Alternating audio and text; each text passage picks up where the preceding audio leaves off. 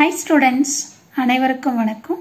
இந்த வீடியோல நம்ம என்ன பார்க்க போறோம் அப்படினா சர்க்யூட் அனாலிசிஸ்க்கான இம்பார்ட்டன்ட் டாபிக்ஸ் தான் பார்க்க போறோம்.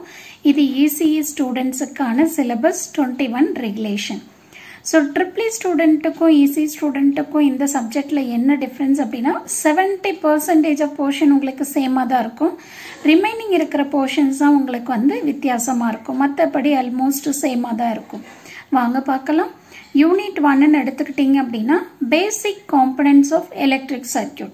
The basic components னா என்ன அப்படினா voltage, current, power, resistance, energy இதெல்லாம் நீங்க பார்க்கணும். இந்த basic definitions பார்க்கணும். இந்த basic definitions எல்லாமே உங்களுக்கு எங்க யூஸ் ஆகும் அப்படினு சொல்லி பாத்தீங்கன்னா 2 மார்க்ஸ்க்கு யூஸ் ஆகும். So அடுத்து வந்து பாத்தீங்கன்னா Ohm's law statement ரொம்ப important. அதே மாதிரி Kirchhoff's law ஓட statement ரொம்ப important. Kirchhoff's ஓட current law, voltage law ரெண்டுமே நீங்க read பண்ணனும். Statement plus problems பார்க்கணும். ஓகேங்களா? அடுத்து வந்து பாத்தீங்கன்னா resistors in series and parallel.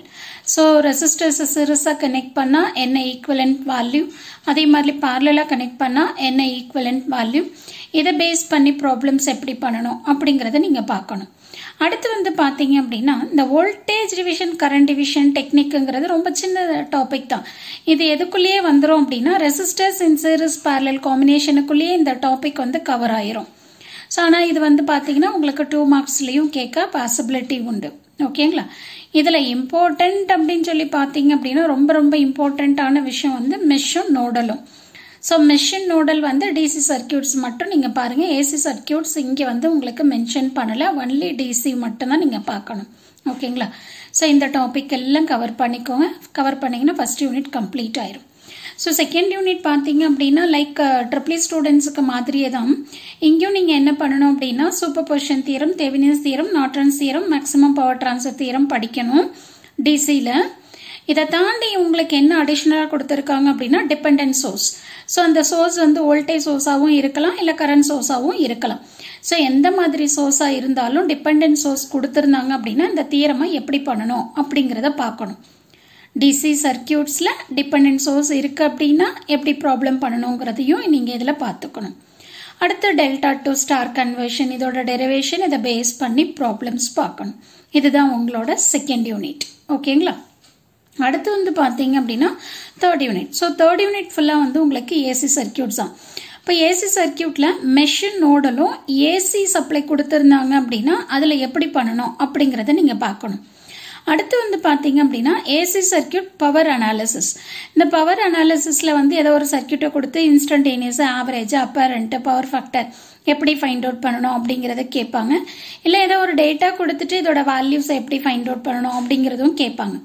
அதே மாதிரி இன்னொரு விஷயம் என்ன அப்படின்னா இந்த instantaneous power, average power, apparent power, so true power இது எல்லாமே வந்து நீங்க வந்து 2 மார்க்ஸுக்கும் படிக்கணும்.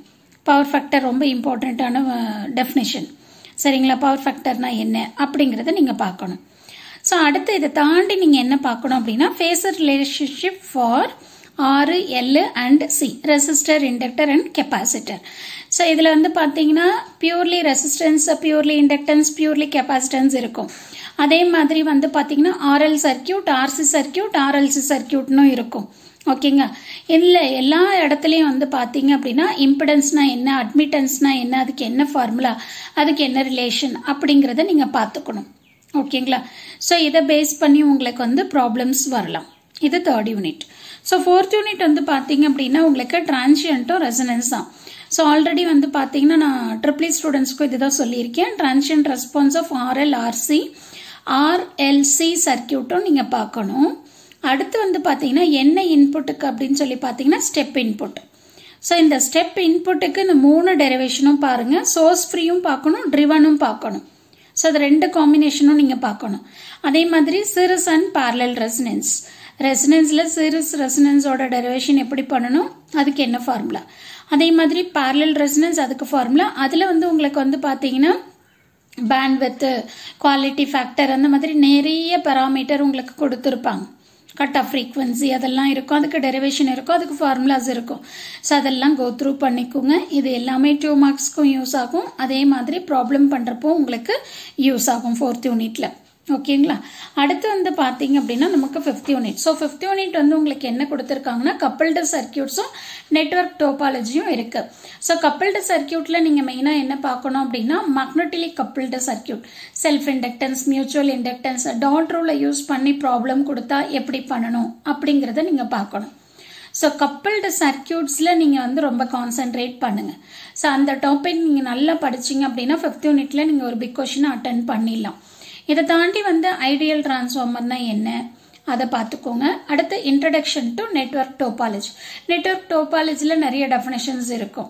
ட்ரீனா என்ன, கோட்ரீனா என்ன, அந்த மாதிரி நிறைய கிராஃப்னா என்ன, அந்த மாதிரி இருக்கும். ஸோ அதுக்கான டெஃபினேஷன்ஸ் எல்லாமே கோ த்ரூ பண்ணிக்கோங்க.